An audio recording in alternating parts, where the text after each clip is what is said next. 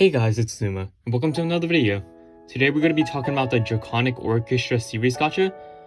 Before that though, I just want to say thanks for all the support and advice y'all have given me, and I'll do my best to fit your expectations. Anyways, let's get into it. Starting off with Minika, pre-evolution, looking at her awakening, she has 3 skill boosts, 2 extend time plus awakenings, extending your control time by 2 seconds, and has 2 heal orb enhancers. And for super awakenings, you can put a skill boost or another heal orb enhance. This character is a strong support character on the same level as Moot and Mel, actually probably better than Moot. Reason being her recovery stat is super high. Her skill is also a strong skill, making water orbs with damage, making heal orbs, and having damage, so you have extra survivability, and you can make enough heal orbs or FUAs if you need to, all in 9 turns. Her leader skill is viable if you pair her up with a 7-6 leader, especially because of the 5-second extension. But you won't be using that too much though, because it's got a dragon only leader skill. It doesn't have a damage reducing ability in her leader skill, and if you really need a leader, then you can just use the post evolution. But if you really want to use her as one, use a template party. For the subs, Velcana would be used for DPS, especially for DVPs, and for his skill as a water Skyfall and water enhance. Hyven is for DVPs, for Awakened Bind status recovery, and Semi helps with the lack of damage reducing ability, with his 100% damage block. Rutina is for her 1-turn water drop skill, her L-shape awakenings to get rid of locks, guard break, and for just straight DPS. Amatsu is for boosting HP, some DPS, bind recovery, FUA, and his skill. Post evolution, looking at her awakening, she has 4 bow enhances, so she's just like Tifa and can raise overall damage. Her skill is the same as the pre-evolution, and her leader skill is strong. Top class, actually. She's literally just a water attribute Tifa, but with lower recovery. If you don't know, in my opinion, Tifa is the best leader in the game. The reason Minika is strong is 1, she's a 7-6 leader, so she's able to deal with the tough gimmicks in the game throws at you, like the high combo absorb characters that also have damage void. 2, while she only has a 1.5 times HP multiplier, and a actually good 12 times multiplier, she has a 4 times recovery multiplier. Note that Tifa has a 6 times multiplier, but 4 times is more than enough, especially with the right subs and putting a heal orb enhance as a super awakening on Minika. I believe Tifa is better than Minika because she has Halloween Madu, and Tifa probably has better subs, but I'll leave that up to you. Here's the template party. Looking at the subs, Vidawa is used for making orbs and overriding recovery reducing abilities. Chidori is for DPS and DVPs, poison resistance, and a bicolor board with a 2 additional combo. Amatsu is for boosting HP, some DPS, bind recovery, FUA, and a skill. Grand Starster is for bind and recovery, and for a tricolor board. Just make sure you don't awaken his gem orbs blessing thing. The weapon isn't too amazing. It's a decent L-shaped weapon, but it's just a worse Fatalist weapon. A 1-1-1 resistance like Trojan Horse is probably more useful, especially for Minika parties, because it's a tricolor board and an Awakened Bind heal. Overall, she's a top class leader, if not the best leader in the game, so I definitely want to try to get one, mostly if you can trade it though. If you get extras, get the pre-evolution, and get the weapon last if you really want to. Next is Marsus. Pre-evolution, he's a really 2-prong centered monster, so in the 2-prong category, he's top class near Roche. His skill is unique, healing HP and enhancing damage, but it only boosts 5% per 2-prong, so it's virtually useless damage-wise unless you have excessive 2-prongs. It can heal a good amount of HP though, so it's more of a healing ability. His leader skill is pretty powerful, although it's a dragon-only leader skill, it has a good HP multiplier, a damage reducing ability, and a 16 times damage multiplier. However, he doesn't have a skilled bind resistance, and again, he's a dragon-only leader, so he may be a little difficult to use. Here's a template party. Diao Chan is for Awakening Bind healing and extending control time. Nei is for Awakening Bind healing, a tricolor board, DPS, and DVP. Gori is for DPS, DVPs, and poison resistance. And Cotton is for a tricolor board, DVP, and FUA. The second party utilizes a Cruel Yuli Roop, and Cotton is for a tricolor board, DVPs, and FUAs, and Rutina is for the Cruel Yuli Loop and DPS, guard breaks, and L-shapes for locks.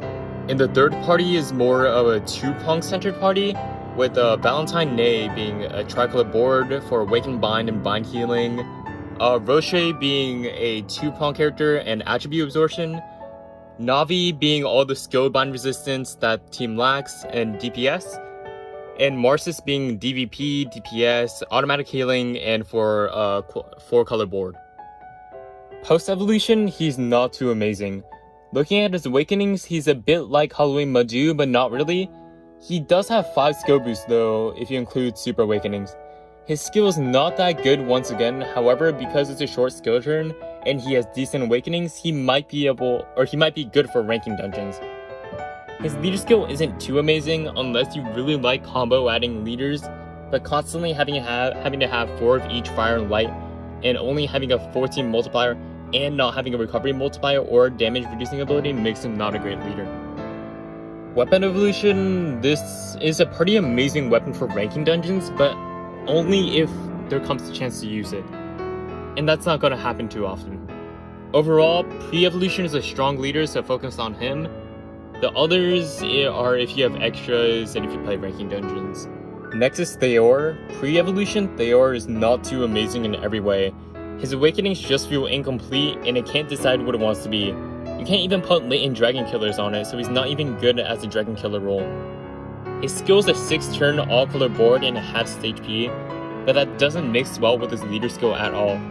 His leader skill is decent in the way that you can easily get a multiplier for fire types, so new players can easily use him, but for experienced players, the character has no survivability and no real purpose. Post-evolution, this character is top class for self-damaging parties. He has 350% or less enhances and a DVP for super awakening. He also has 4 skill boosts. His skill is also a HP halving skill that's 6 turns and makes an all-color board, so it may be useful, but not really. So it's good in the sense that it has a short skill turn, so you can hit yourself on it. His leader skill is a DPS-centric leader skill, but he has no survivability and you have no control time, so there's no reason to use it. Weapon evolution, it's pretty nice to use depending on the party you're using. It's a one-of-a-kind weapon, but it's not really necessary to have, and the skill isn't amazing either. So, Overall, you'd want the post-evolution or the weapon evolution, but that's mostly for like Omega parties like this one.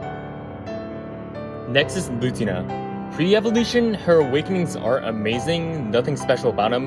It's more support-based, using her to extend control time. Her skill is a 1-turn water skyfall skill, which is better than a 99-turn one, but she doesn't fit too many water parties anymore because she's usually just replaced by characters that can just straight up make orbs, or just DPS characters. If a good water skill use leader comes out though, where you have to use a skill every single turn, she'll be a top tier sub with little to no replacement at the moment right now. Her leader skill isn't too great because it's an 80% or over leader skill and it's hard to keep that HP up and it's weak against multi-hit attacks.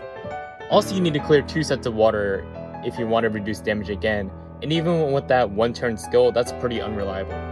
Post-evolution, her awakenings make her a pretty good DPS role, having a guard break and L-shape for some gimmicks. Her skill is once again the 1-turn skill, so she'll be the better one out of the 2 to use as a sub. And again, she'll be practically unreplaceable if a skill use leader comes out.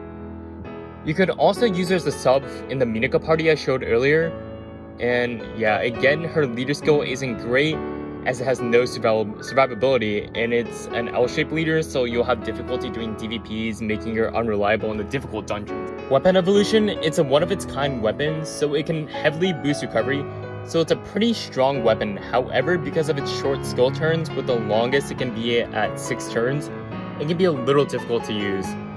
It can be a pretty good weapon for Moot, maybe Mel if you're fine with her not having a bind resistance, or even pre-evolution Minika if you use her base skill often. Overall, she's not a necessity to have, but if you do get her, I'd go for post-evolution because the weapon has replacements like the Dorothy weapon, but worst case, you could even trade her in for Minika, or you can just save her until a good leader for her comes out. Next is Eva. Pre-evolution, she practically has no uses. Her awakenings are a mixture of things that don't work together. Her skill is only good for multi-attribute leaders really, and she's a multi-attribute leader, which is bottom class when you're looking at leader skills. She doesn't have an HP multiplier, and it's super unreliable if you want to use a DVP, and even further, DVPs and FUAs in one board. Post-evolution, she can throw out a 30 times multiplier on a specific type shown in the Awakenings, so she can be utilized in ranking dungeons. However, she has every replacement in the world, to the point she's not even really used. Her skill is the same, and her leader skill is in my opinion, even worse than the pre-evolution, because she has a multi-attribute leader that needs to have 5 heal orbs in every single board, so DVPs are made even harder. Weapon evolution, this weapon is pretty good, being a 1/1/1 with a heal orb enhance, but it's not too necessary to have. Overall, the weapon evolution is probably the best part about her, but I think it's perfectly fine training her in for characters like Minika. Next is Muriel. Pre-evolution, looking at the Awakenings, they're pretty terrible. Maybe useful for 2-prong parties, but not really. Her skill is pretty good making a 4-color board, as well as automatically healing, so she can make up for bad healing a little bit. Her leader skill is pretty bad because she has low survivability and only has a 10.5 multiplier. Her leader skill loses to the post-evolution's leader skill anyways. Post-evolution, looking at her Awakening, she's a really strong DPS DVP character, but she kinda loses to Goriga Brief. Her skill is the same as the pre-evolution, and her leader skill isn't too bad. It doesn't have a recovery multiplier or damage reduction, so it's not amazing, but you can make up for the recovery with her skill, and she can throw out a 20 times multiplier, so she's viable. Here's the template party. Looking at the subs, starting with Halloween Cotton, she's for DPS, combo adding, and for a tricolor board. Next we got Light Cotton for overriding no Skyfalls, DPS, and color conversion. Next we got Fenrir Viz for overriding gimmick drops, or gimmick Skyfalls. Next we got Kanan for overriding no Skyfalls again, and Bind and Awaken Bind Recovery. For the second party, we got a Muriel loop party.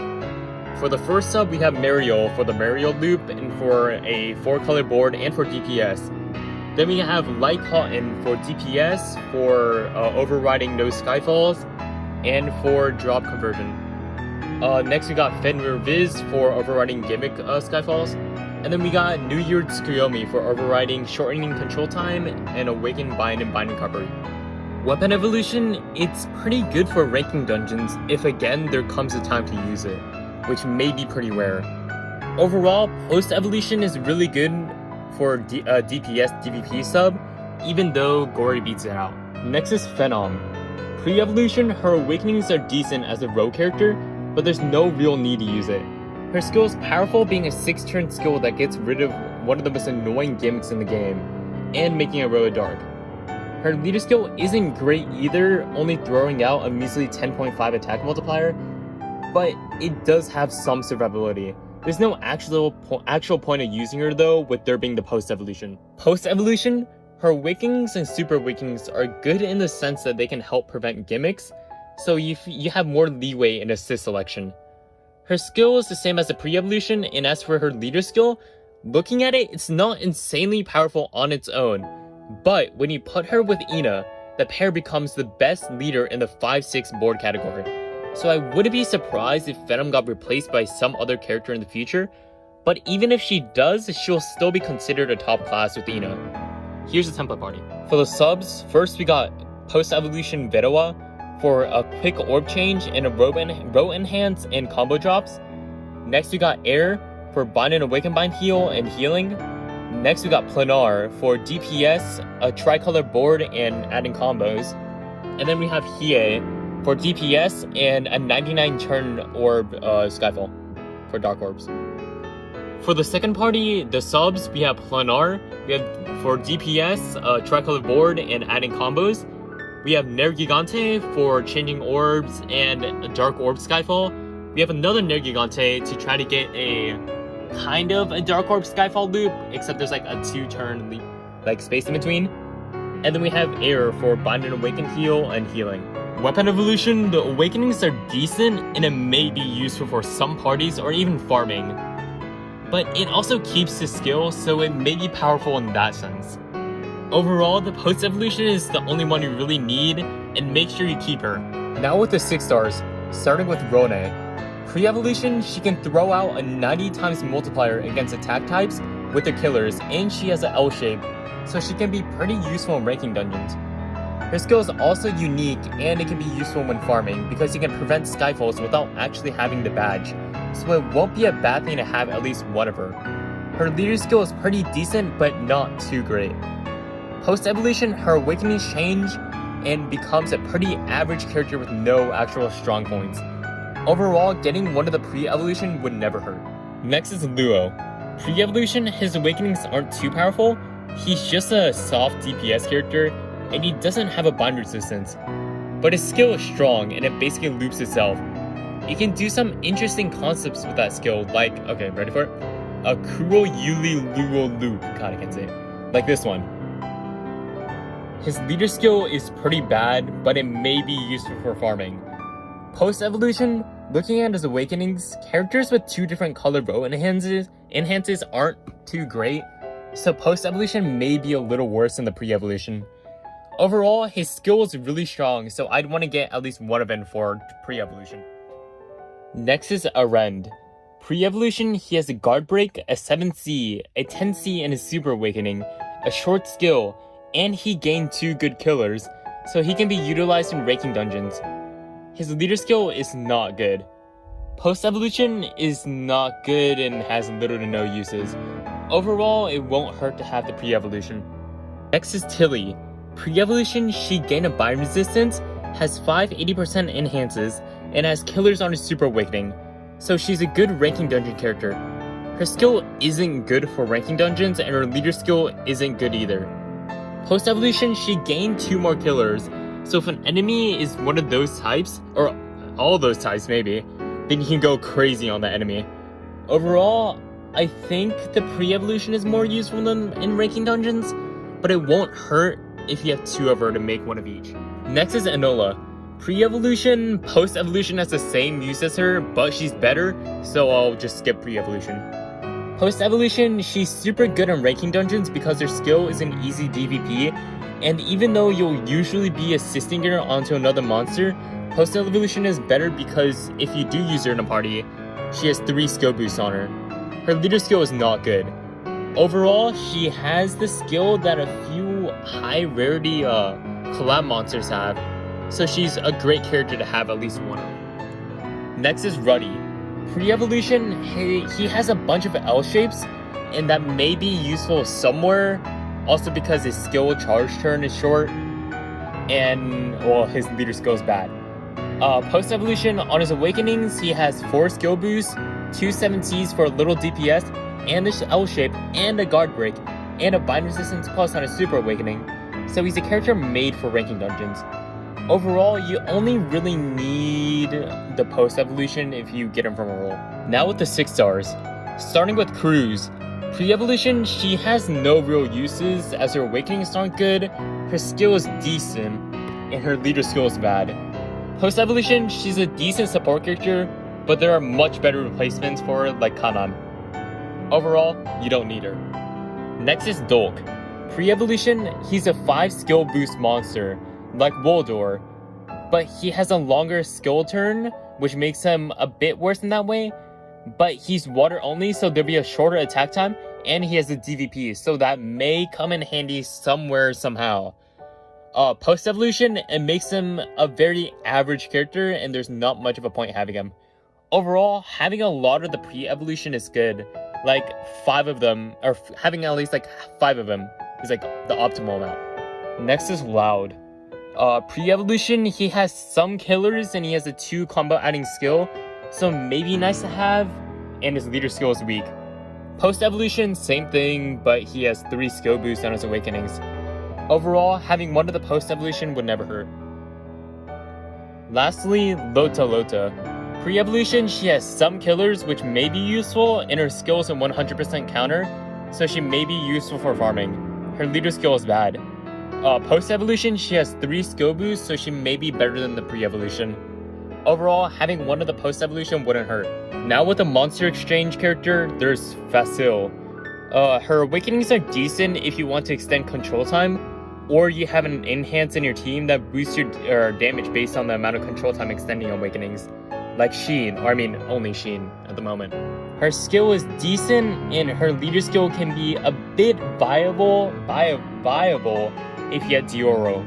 Overall, maybe get one of her if you want. You don't really need her. Now with the Dungeon Monster Dioro, he's not great at all. Every part of him is terrible. His skill may be useful a little bit, but not really. Overall, you don't need to get him unless of some like special circumstance. Maybe if you want him for like, what's her name, Facil? But like, you're not gonna use her anyways. Alright guys, that's gonna be the end of this video. For being a 10 Magic Stone gacha, a lot of the characters don't meet that expectation. But there's those few characters that blow out the others. Like mainly Minaka, then there's like Phenom, then there's like Muriel. If you can take advantage of the trading, I'd say do so. But if you really want to spin the gacha, I mean, the bad characters in the gacha have their uses, so it shouldn't be terrible. Just try to keep an open mind, because trying to get a specific character in the gacha won't max out your team, but it'll max out your credit card. Anyways, I hope y'all enjoyed the video. Drop a sub, like, comment down below, and I'd appreciate it if you checked out the Patreon in the description. And I hope y'all have a bomb day, and I'll see y'all later. Peace.